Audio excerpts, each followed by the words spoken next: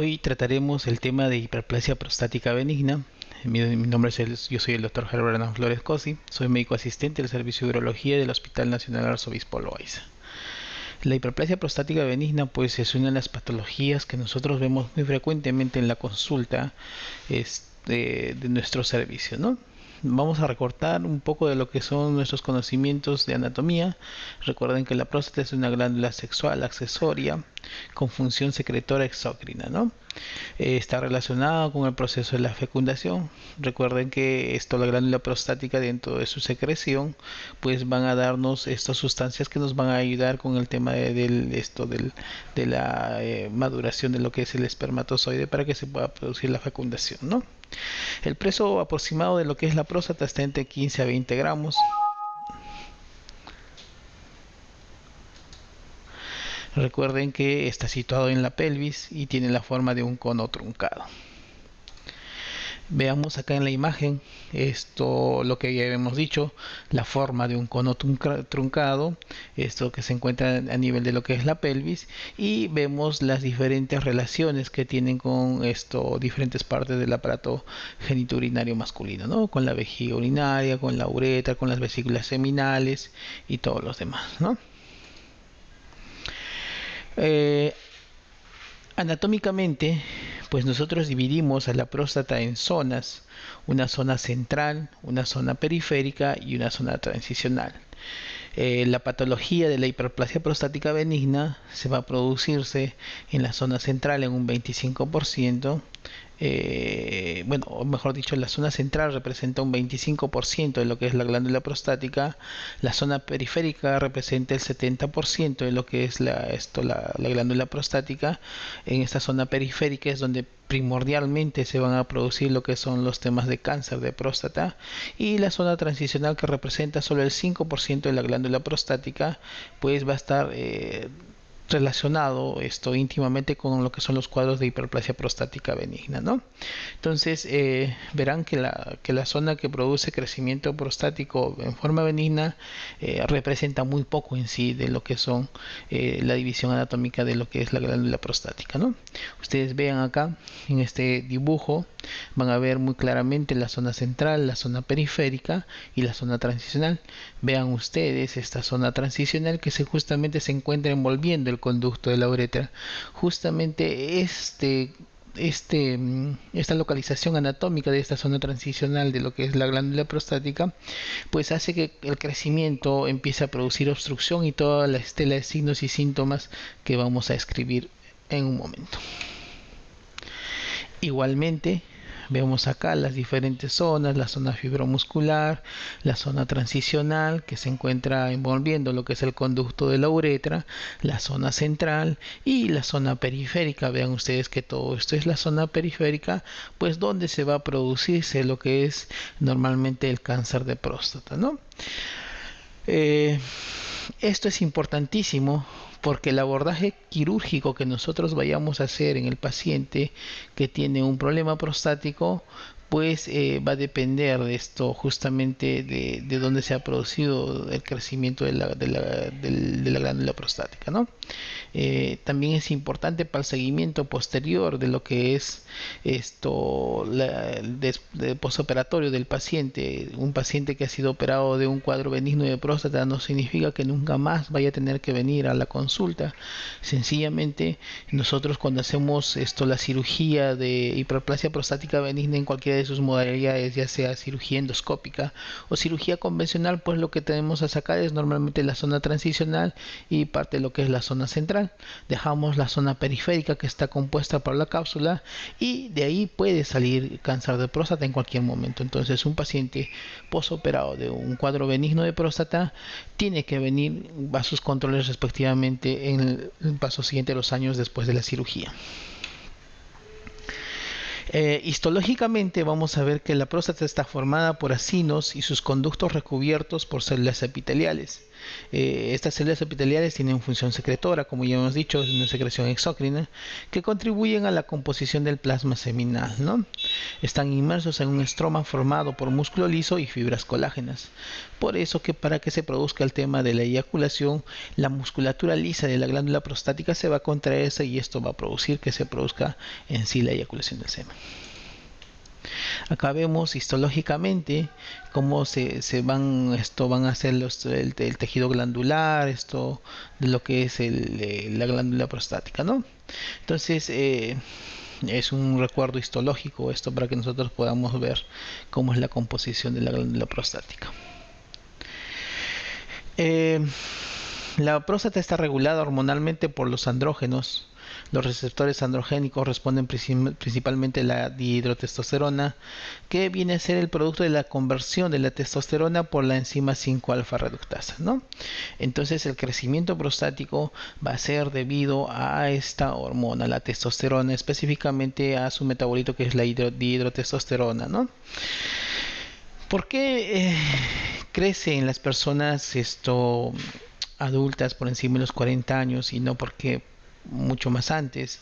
Normalmente las personas jóvenes tienen mayor cantidad de testosterona circulando, entonces esto normalmente se refiere a una de las teorías que es el tema de los receptores. Antes de los 40 años los receptores para la dihidrotestosterona a nivel de la glándula prostática pues están ocupados y a partir de los 40 años estos receptores se liberan, haciendo que esta dihidrotestosterona se fije a esos receptores y empiecen a producir el crecimiento prostático respectivo, ¿no?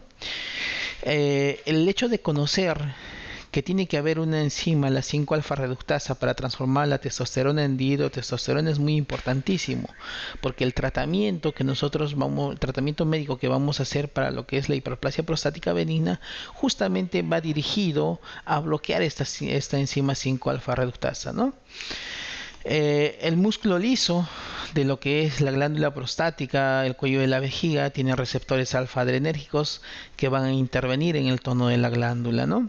Entonces, cuando se empieza a ver un crecimiento de lo que es la glándula prostática, pues también estos receptores se van a empezar a activar, digámoslo así, y eso va a hacer que este músculo liso tienda a contraerse, produciendo mayor cantidad de signos obstructivos a nivel de lo que es el cuadro de hiperplasia prostática benigna. La hiperplasia prostática benigna es el tumor benigno más frecuente en el hombre. Tiene dos componentes en la obstrucción, uno que es por el aumento del volumen prostático. Ya habíamos visto, la parte estática está netamente dado por el crecimiento de la zona transicional. Recuerden que la zona transicional está envolviendo la uretra. Entonces si empieza a aumentar, a agrandarse la zona transicional, esto va a comprimir el conducto de la uretra y va a producir un tema de obstrucción, ¿no? El componente estático de obstrucción entonces está dado por el crecimiento propio de la glándula prostática. El componente dinámico de la obstrucción, esto que se produce por la hiperplasia prostática benigna, va a estar dado justamente por la estimulación, como ya hemos dicho, de los receptores alfa-adrenérgicos, que esto va a producir que la musculatura lisa se contraiga y definitivamente ocurra un tema obstructivo a nivel de la vía urinaria inferior.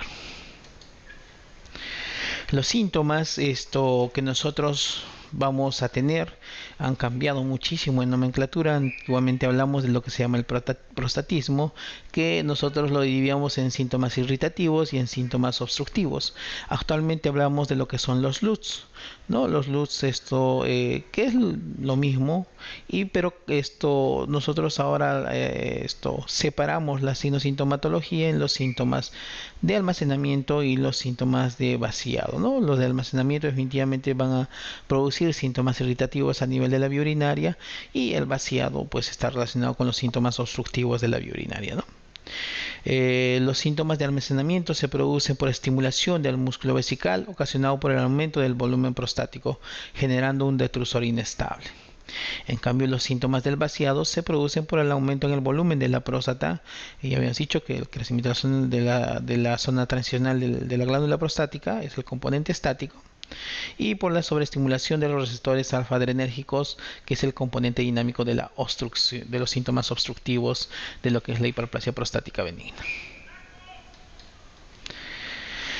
Los síntomas irritativos o de la fase de almacenamiento son la polaquiuria, que es el aumento de la frecuencia miccional durante el día, la nicturia, que es el aumento de la frecuencia miccional durante la noche, la urgencia miccional o las ganas de miccionar frecuentemente, la incontinencia por urgencia, que va a estar dado por la inestabilidad del músculo del detrusor debido al tema obstructivo de la glándula prostática, y el dolor vesical, ¿no? Entonces, los pacientes que hacen un cuadro de hiperplasia prostática benigna normalmente tienden a hacer retenciones urinarias que pueden producir procesos inflamatorios, y por la sobredistensión también pueden producir dolor a nivel vesical.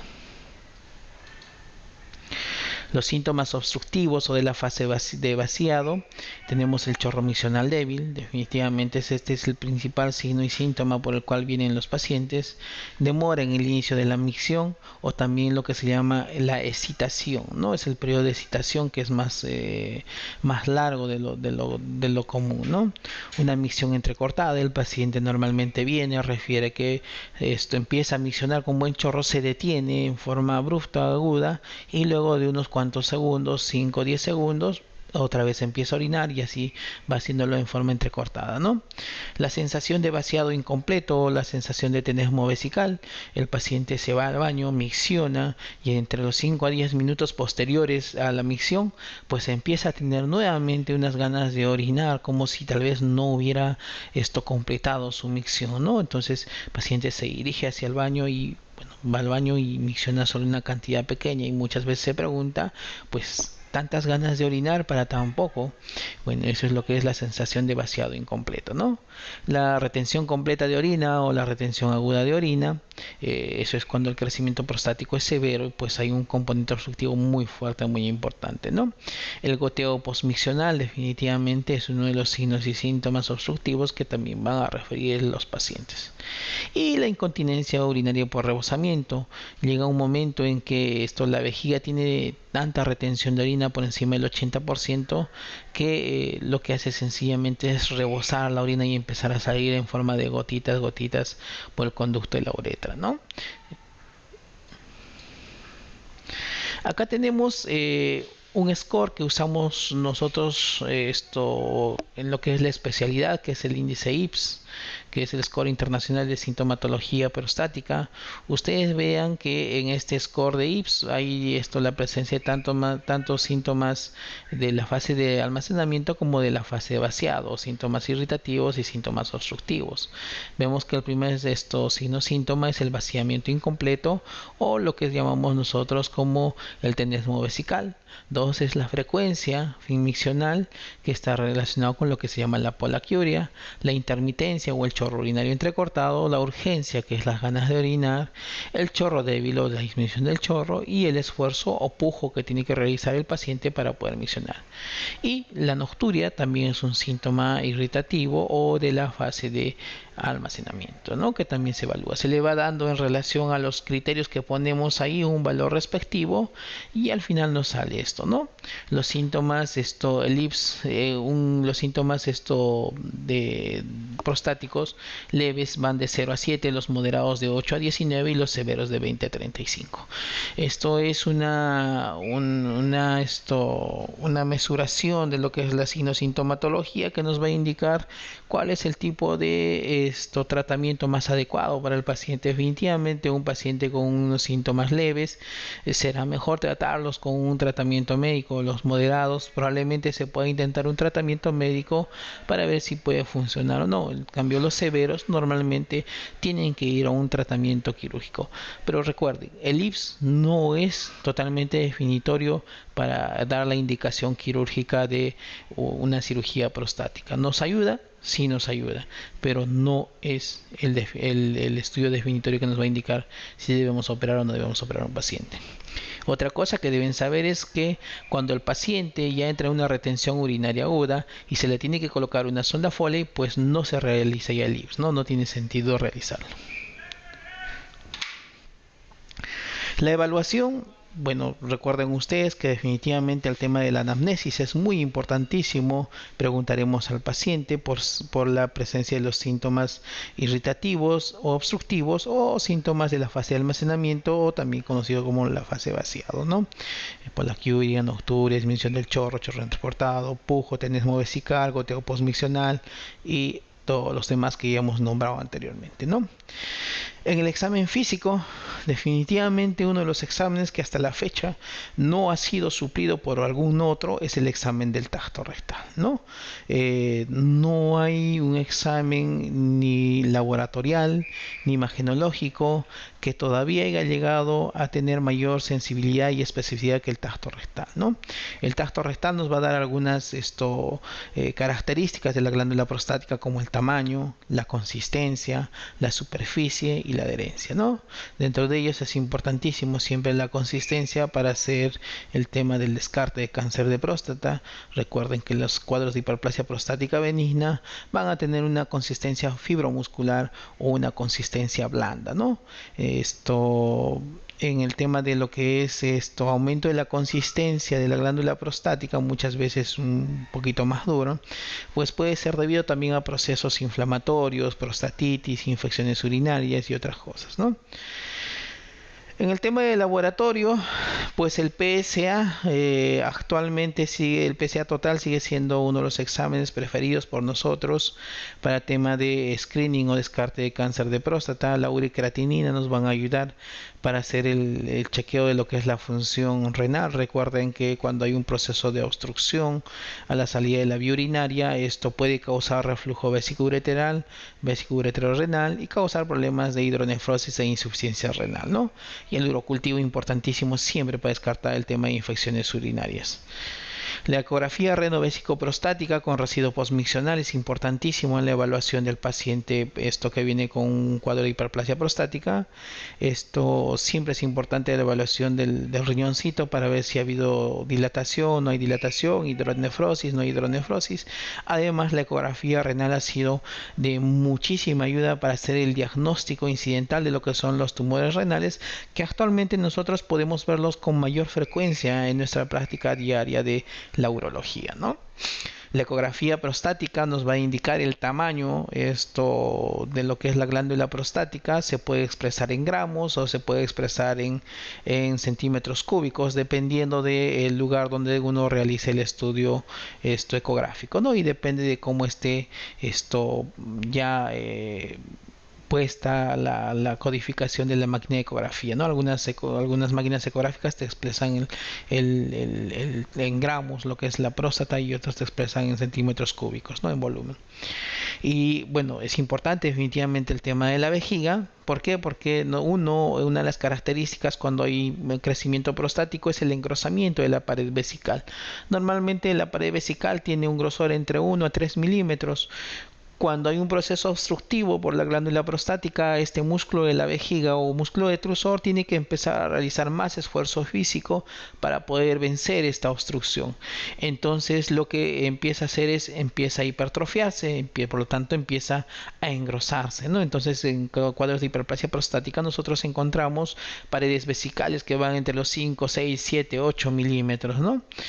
Y aparte de eso, nos va a indicar el residuo postmiccional. ¿Qué significa eso? El paciente antes de someterse a la ecografía toma líquido, 1 litro de agua, y avisa en el momento en que ya tiene unas ganas de poder miccionar. Entonces inmediatamente se le mide el volumen premiccional, cuánto de orina está almacenando en ese momento. Luego de eso, sencillamente el paciente se le manda a miccionar todo y vuelve nuevamente para ver si ha quedado residuo de orina en la vejiga, ¿no? Nosotros debemos saber que el tema de residuo postmiccional se acepta como hasta 9% como normal. Cuando ya pasa el 9%, pues ya es un tema de retención urinaria patológica, ¿no? La flujometría es un estudio que no siempre ustedes van a encontrar en los hospitales o en los consultorios. Esto es un estudio no invasivo que nos va a ayudar a medir el flujo de la orina, ¿no? La medición se va a dar en ml por segundo. El flujo promedio ideal de una persona pues debe ser más de 15 ml por segundo. ¿Listo? En una persona por encima de los 45 años, ¿no? En una persona menos de los 40 años normalmente son flujos por encima de los 25 ml por segundo lo ideal. ¿Listo? Entonces es una forma de evaluar también lo que es el grado de obstrucción que está produciendo la hiperplasia prostática benigna. Como ya les había dicho, no van a encontrar estos estudios en todos lados. En todo caso, no es un estudio que definitivamente tengas que realizarlo sí o sí, ¿no? La cistoscopía es también un estudio que nosotros hacemos, es un estudio endoscópico en el cual nosotros hacemos una visualización directa, entramos por el conducto de la uretra con una lente pequeña. Esto nos va a indicar si la próstata ha crecido o qué tipo de crecimiento tiene o si no hay obstrucción. Normalmente nosotros realizamos la cistoscopía no solo para ver si la próstata ha crecido o no ha crecido, sino para hacer una mesuración de la longitud entre lo que es el verum montanum, que es el límite posterior de la glándula prostática, y el cuello de la vejiga, que sería la parte del límite anterior de la glándula prostática. Entonces esta distancia entre el verum montanum y el cuello de la vejiga pues normalmente nos dice qué tipo de cirugía o qué tipo de abordaje quirúrgico es el más adecuado para el paciente. Si una cirugía endoscópica o una cirugía convencional o abierta. Ya vamos a hablar en lo que es el tratamiento quirúrgico. Actualmente tenemos muchísimas terapias endoscópicas donde podemos operar próstatas de diferentes tamaños. El PSA es muy importantísimo. En nuestros medios todavía sigue siendo uno de los exámenes importantísimos para el tema de screening, de control de los pacientes que vienen por un cuadro de hiperplasia prostática, y como ya les he dicho que sirve para ver el tema de cáncer de próstata, ¿no? Nos da una idea de si el paciente tiene riesgo o no tiene riesgo de tener un cáncer de próstata. Actualmente en países adelantados, pues el PSA total que se hace en sangre no se está haciendo con mucha frecuencia. Ellos están haciendo lo que se llama el PSA-3, que se dosa en lo que es orina. El problema es que en nuestro medio aún no tenemos laboratorios que hagan ese dosaje, y aún el precio de este tipo de exámenes es muy caro, ¿no? Aproximadamente en valores entre los 800 a 1000 soles. Para situaciones académicas, ustedes deben saber que el valor normal del PSA está entre 0 hasta 4 nanogramos por ml. ¿Listo? Cuando está por encima de 4, pues entonces nosotros decimos hay sospecha de lo que es un cáncer de próstata. Pero entre 4 a 10 nosotros decimos pues esa elevación del PSA puede ser por infección, inflamación, aumento de tamaño de la glándula prostática, retención urinaria y muchas cosas, ¿no? Entonces nosotros nos basamos de lo que se llama el PSA índice. El PSA total pues puede variar con cualquier cosa, pero hay una porción que se llama PSA libre que normalmente no varía por temas de infección, inflamación y nada de eso, ¿no? Entonces lo que hacemos es un dosaje del PSA libre y el PSA total. Hacemos una división entre el PSA libre y el PSA total y lo multiplicamos por 100, ¿no? Cuando el PSA índice está por encima del 18%, esto nos indica que esta elevación del PSA ha sido por alguna situación de inflamación, infección, aumento del tamaño de la glándula prostática, y que debemos dar tratamiento médico y hacerle un control en 1 mes a 2 meses, ¿no? Pero un PSA índice por debajo del 18% nos indica este paciente tiene harta chance de obtener un tema de un cáncer de próstata, tienes que realizarle una biopsia, ¿no? Y los PSA mayores de 10 nanogramos por ml normalmente tienen indicación de ir a una biopsia prostática sí o sí.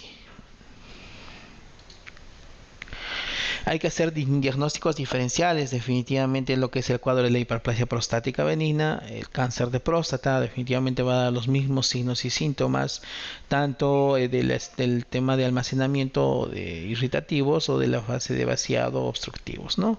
El cáncer de vejiga También puede producir sintomatología, esto similar a la hiperplasia prostática benigna, los cálculos vesicales por todo el tema esto irritativo que van a producir a nivel de la vejiga, cuello de la vejiga, y a nivel de que puedan producir infecciones urinarias, ¿no? Las estenosis de uretra en pacientes que han tenido manipulaciones esto de la vía urinaria, o en pacientes que han tenido infecciones venéreas muchas veces a nivel de la vía urinaria, pues pueden desarrollar estenosis de la uretra, ¿no? No es infrecuente ver muchas veces personas jóvenes de 30 a 35 años que vienen con disminución del chorro, polaquiuria, nocturia, disuria y todos los signos y síntomas. Pues lo primero que nosotros a veces pensamos es netamente solo en un tema de una prostatitis. Los pacientes normalmente, si no responden a esta medicación, pues están en la posibilidad de tener que realizarse los exámenes de flujometría que nos va a indicar el chorro de la orina. La estenosis de uretra normalmente tiene una curvatura característica en lo que es el estudio de la flujometría, y bueno, y la cistoscopia, definitivamente la visualización directa de todo el conducto de la uretra, pues nos va a ayudar a hacer el diagnóstico de este tipo de patologías. La hipertonía o esclerosis del cuello vesical, la hipertonía que es cuando se producen barras que de alguna manera obstruyen el cuello de la vejiga. Esto es por una contracción exagerada del músculo liso, ¿no? Y la esclerosis del cuello vesical, pues eso normalmente se da luego de cirugías de lo que es la próstata, ya sea en la forma endoscópica o en la cirugía convencional. Cuerpos extraños en uretra, un poquito raro verlos, pero puede suceder que nosotros veamos algún tipo de cuerpo extraño en uretra. Disfunciones neurológicas, Parkinson, diabetes mellitus pueden producir un tema de una vejiga neurogénica que muchas veces va a simular la sintomatología de lo que es la hiperplasia prostática benigna, y eso hace confundir, ¿no? Por eso que normalmente en los pacientes que tienen enfermedades neurológicas, parte de los exámenes que se tiene que hacer es el estudio de urodinamia, que justamente nos va a ayudar a ver cómo está el funcionamiento de la vejiga. La cistitis, que es la inflamación de la vejiga, podría simular signos y síntomas de la hiperplasia prostática. Y la prostatitis, que es la inflamación o infección de la glándula prostática, definitivamente nos va a dar la misma sintomatología de lo que es la hiperplasia prostática benigna. El tratamiento, pues puede ser de dos maneras: farmacológico o quirúrgico, ¿no? El farmacológico va a estar dado desde dos puntos de vista. Uno, recordemos que la 5-alfa reductasa, que es la enzima que permite que la testosterona se convierta en dihidrotestosterona, pues nosotros tenemos medicamentos que van a bloquear la 5-alfa reductasa. Tenemos los bloqueadores de los receptores alfa-adrenérgicos. Recuerden que la sobreestimulación de estos receptores va a hacer que haya un componente dinámico obstructivo a nivel de lo que es la glándula prostática. Entonces los bloqueadores van a hacer que esta musculatura lisa se relaje, por lo tanto el paciente pueda tener mejor micción. Estos tratamientos van a ser desarrollados más adelante, se les va a indicar cuáles son los medicamentos respectivamente, ¿no? Y luego viene el tratamiento quirúrgico. ¿En quién está indicado? Definitivamente no todos los pacientes que tienen un crecimiento prostático van a ir a un tema quirúrgico. Tenemos que tener indicaciones, ¿listo? En lo que es hiperplasia prostática benigna es muy importante recalcarles que no existe el tratamiento preventivo profiláctico. La verdad, cuando uno hace una cirugía no indicada en los pacientes, pues la sintomatología irritativa, esto que se produce en los pacientes o en la fase de almacenamiento de la vejiga, que en los pacientes postoperados es tan grande que la verdad es un gran problema, porque el paciente lo que quiere es una mejoría y muchas veces no va de la mejor manera, ¿no? La primera indicación quirúrgica de lo que es el tratamiento de la hiperplasia prostática benigna, pues es la retención aguda de orina, ¿no? Si un paciente no puede orinar, tiene que colocarle la sonda, definitivamente tiene que operarse de la próstata. El tema de la uronefrosis, o sea, la dilatación ya sea del uréter, de la pelvis renal o de todo el riñón en sí, la hidroureteronefrosis, también es indicación de una cirugía de lo que es la próstata. Los pacientes que han desarrollado un tema de insuficiencia renal crónica y que tienen un tema de obstrucción, tienen que ser operados de la glándula prostática. Los pacientes que presentan infecciones urinarias a repetición y que tienen volúmenes de retención o residuo postmisional altos en la vejiga, pues tienen que ser operados también de lo que es la hiperplasia prostática benigna. Los pacientes que tienen cálculos dentro de lo que es la vía urinaria, específicamente la vejiga, pues tienen que ser operados también de lo que es la próstata, ¿no? Los pacientes que desarrollan cuadros de hematuria macroscópica o sangrado con la orina en forma aguda y que tienen una próstata grande también tienen que ser operados, porque si esos cuadros se solucionan en la emergencia, pero la posibilidad de que eso vuelva a recidivar nuevamente en el lapso de los siguientes días a semanas es alta, ¿no? Pacientes que han iniciado tratamiento médico y no ha habido mejoría en el transcurso de los meses. Normalmente se da entre 3 a 6 meses de tratamiento médico para reevaluar nuevamente con exámenes auxiliares y ver si ha habido mejoría. Aparte de que también hacemos una mesuración clínica de si el paciente ha sentido mejoría o no con el tratamiento médico, ¿no? Si luego de ese tiempo de 3 a 6 meses el paciente no ha mejorado, sigue igual o peor, ha empeorado, pues tiene que ir a un tratamiento quirúrgico. Con tratamiento médico no se va a beneficiar, ¿no? Y los pacientes que presentan residuo postmisional elevados, mayores a 60%, definitivamente es mejor la opción quirúrgica, debido a que cuando ya se eleva el residuo postmisional a más del 60%, pues la probabilidad de que el paciente haga una hidroureteronefrosis, insuficiencia renal crónica, infecciones urinarias, pues es mayor, ¿no? El tratamiento médico, como ya les había dicho, está dado por los alfa bloqueantes y los inhibidores de la 5-alfa reductasa. También existe un grupo de medicamentos que son la fitoterapia, que nos ayuda en el tratamiento de la hiperplasia prostática benigna, aunque más que todo usamos este tema de la fitoterapia para pacientes con cuadros de prostatitis. Los alfa bloqueantes van a ir a relajar la musculatura de los receptores alfa-adrenérgicos. Tenemos dentro de ellos los no selectivos, que son la terazocina, doxazocina, y los selectivos, actualmente los uroselectivos, como la tamsulosina, ¿no? ¿Cuál es el problema de los no selectivos? Que producen una hipotensión ortostática. Entonces normalmente el paciente, recuerden que los pacientes que van a consumir estos medicamentos pues son pacientes añosos. Muchas veces se levantaban en la noche en forma abrupta y se desvanecían, sufrían caídas, fracturas de cadera que traen mucho más comorbilidades, incluso pueden llegar a definitivamente menoscabar bastante la calidad de vida del paciente, ¿no? Entonces la tamsulosina, si bien es cierto que tiene el efecto de la hipotensión ortostática, pero es muchísimo menor en relación a la terazocina y a la doxazocina, ¿no? La tamsulosina es lo que actualmente usamos casi en todos lugares. Bueno, como ya he dicho, los efectos adversos, la hipotensión ortostática, mareos, cansancio, rinitis, hasta cefaleas, ¿no? Los inhibidores de la 5-alfa reductasa, en este caso tenemos el dutasteride, que va a ir a bloquear la 5-alfa reductasa tipo 1 y tipo 2. Al principio, que cuando empezamos con el tratamiento de los inhibidores de la 5-alfa reductasa, pues solo teníamos el nasteril o finasteride, que era un medicamento que solo bloqueaba un solo tipo de 5-alfa reductasa. No, actualmente el dutasteride nos bloquea los dos tipos. Actúa sobre el componente estático, o sea, sobre la zona transicional que produce el crecimiento y obstrucción de la uretra. Entonces va a tener un efecto de disminuir en cierta manera lo que es el tamaño de la zona transicional de la glándula prostática, ¿no? Produce una involución prostática por atrofia y apoptosis. Definitivamente disminuye el PSA sérico, por eso que cuando un paciente tiene un aumento del PSA, pero vemos que el PSA índice y el tacto rectal son negativos, entonces les damos como parte del tratamiento el dutasteride y eso nos ayuda a bajar bastante lo que es el tema de el PSA sérico, ¿no?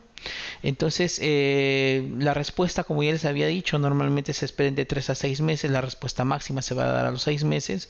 Una vez que iniciamos tratamiento médico a los pacientes, esperamos normalmente hasta los 6 meses, le decimos tenga paciencia, esperemos que el medicamento dé efecto. Y si a los 6 meses no ha dado efecto, entonces ha habido una falla en el tratamiento médico, pues vamos a la parte quirúrgica. La dosificación en estos casos, el dutasteride viene de 0,5 miligramos. En nuestro medio lo tenemos en dos marcas, en lo que es el Prostacil y también en lo que es la marca Vodar, ¿no? Cualquiera de ellos son muy buenos, la verdad. Se toma una vez al día Los efectos adversos de este medicamento definitivamente es una disminución de la libido. Recuerden que va a producir disminución de la de testosterona, que también va a influir en lo que es la libido, ¿no? Y una disminución en el eyaculado. Esto es algo que nosotros vemos frecuentemente, más que todo en los pacientes que están haciendo tratamiento médico. Vienen y lo primero que te dicen a los 2 o 3 meses que vienen al control es: doctor, tengo menor cantidad de eyaculación. Y les explicas que es un efecto adverso y normalmente con eso el paciente se queda tranquilo.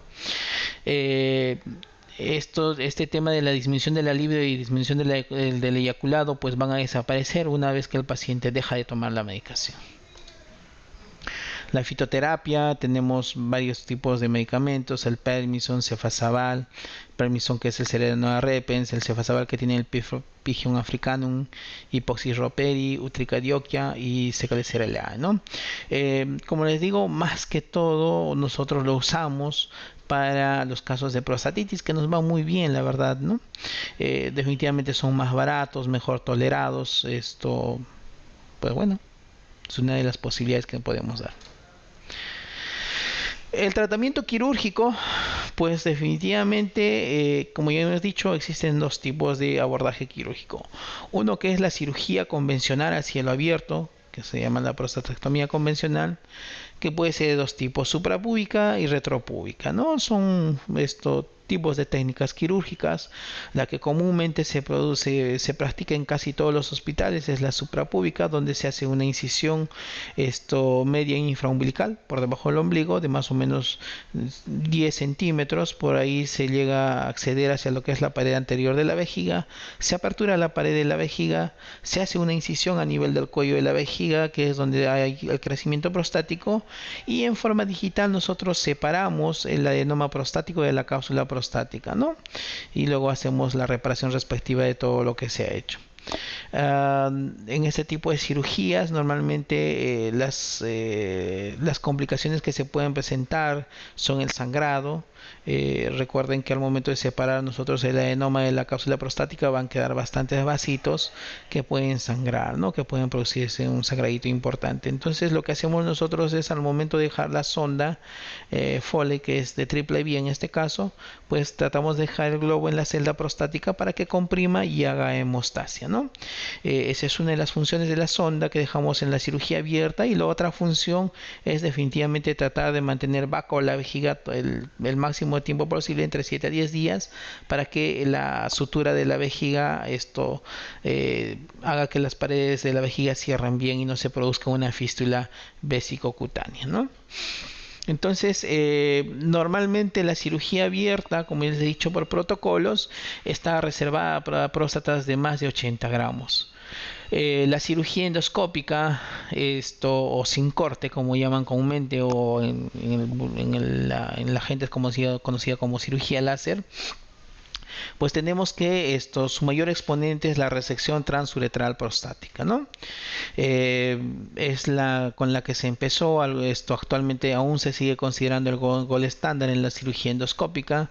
Se entra con un aparato que se llama resectoscopio por la uretra, llegándose hacia la zona de lo que es la celda prostática, ¿no?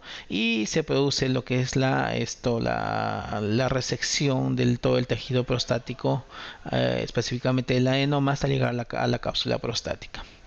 Este tipo de cirugías están reservadas para próstatas de menores de 80 gramos. ¿Por qué? Porque recuerden que la uretra es un conducto virtual, no es un conducto real. Se abre ante la presencia de fluido, en este caso de la orina. Entonces, para nosotros poder realizar la cirugía endoscópica, usamos sustancias que nos vayan a abrir el conducto de la uretra, y usamos específicamente lo que es el agua destilada o lo que es la glicina. Ambas sustancias pues tienen una osmolaridad diferente a la de nuestra sangre. Por lo tanto, estos líquidos que van entrando pueden ser absorbidos por el urotelio de la vejiga, por el urotelio de la uretra y por el urotelio de lo que es la próstata. Entonces, al ser absorbidos, van a causar una hiponatremia dilucional, lo que comúnmente se conoce como el síndrome post-RTU, ¿no? Por eso que no podemos estar mucho tiempo con todo ese líquido encima, porque el paciente se nos va a complicar. Entonces está reservado para próstatas de menos de 80 gramos. Pero pero justamente ahí viene, la cirugía endoscópica ha evolucionado muchísimo. Entonces actualmente existen otro tipo de terapias endoscópicas que nos permiten hacer la cirugía de próstatas grandes, próstatas de más de 100 gramos, 150 gramos y todo eso, ¿no? Tenemos la electrovaporización transuretral, o que es esto que se hace con energía bipolar. En este caso, la energía bipolar nos ayuda a poder usar sustancias como el cloruro de sodio para poder abrirnos el campo para hacer la cirugía. Como se usa cloruro de sodio, recuerden que el cloruro de sodio tiene la misma osmolaridad que lo que es la sangre, por lo tanto se baja muchísimo, se disminuye a valores casi insignificantes la posibilidad del síndrome post-RTU, ¿no? Entonces de esta manera podemos hacer esto, la vaporización o la resección por energía bipolar de próstatas de mayores de 80 gramos, ¿no? Y la terapia láser, esto actualmente con mucha boga en países del primer mundo. Hay diferentes tipos de láser verde, láser thulium, el láser yodo y el láser holmium, ¿no? Dentro de ellos el láser holmium y el láser verde son los que más están haciendo. El láser verde lo que te produce es una fotovaporización del tejido prostático. Normalmente también tiene el tema de que esto normalmente se hacen para próstatas pequeñas, ¿no? Para próstatas de menos de 60 gramos. Y el láser holmium, pues lo que nos hace no es fotovaporizar, sino nos hace una enucleación interna, lo que comúnmente conocemos nosotros los urólogos como HOLEP. Entonces es como si hiciéramos una cirugía convencional pero sin corte. Entonces eso nos permite poder hacer próstatas grandes, ¿no? Y estos sin los efectos indeseables que tiene la cirugía endoscópica. Lo malo de estos tipos de terapias de láser es que definitivamente normalmente de este tipo de equipos no existen en los hospitales donde nosotros ejercemos, y en forma particular pues los costos aún siguen siendo altos, ¿no? Las fibras láser cuestan caras, normalmente se usa una fibra para cada paciente, y eso hace que todavía no sea un tratamiento que todos los pacientes puedan acceder, ¿no? Entonces lo que hacemos normalmente es la resección transuretral prostática con energía monopolar y la vaporización prostática con energía bipolar en los establecimientos que cuentan con este tipo de equipos. Como ya les había dicho, estas son las características de lo que es la resección transuretral prostática. Se usa para próstatas hasta de 80 gramos. Definitivamente el riesgo de lo que es en este tipo de cirugías es para la que tienen todas las cirugías en sí, ya sean endoscópicas o con corte, que es la eyaculación retrógrada. Las complicaciones que pueden ser el sangrado y la estenosis uretral. El sangrado, a veces al momento de hacer la resección en forma inadvertida hacemos lesiones de la cápsula prostática y se producen sangrados importantes que muchas veces incluso tienen que hacerse la conversión de la cirugía, de una cirugía endoscópica a una cirugía convencional o con corte, ¿no? Y la estenosis uretral, definitivamente si nosotros nos demoramos mucho tiempo con el equipo de resectoscopía en la uretra, eso va a inflamar más la uretra y hay más posibilidad de que la uretra pueda hacernos un cuadro de estenosis, ¿no? Entonces, perforación de cápsula prostática, como ya hemos dicho, con extravasación, si es grave, síndrome de post-RTU, náuseas, vómitos, confusión, hipertensión, bradicardia y alteraciones visuales, ¿no? Normalmente este tipo de complicaciones se van a dar cuando uno supera los 90 minutos de cirugía o 2 horas de cirugía, ¿no?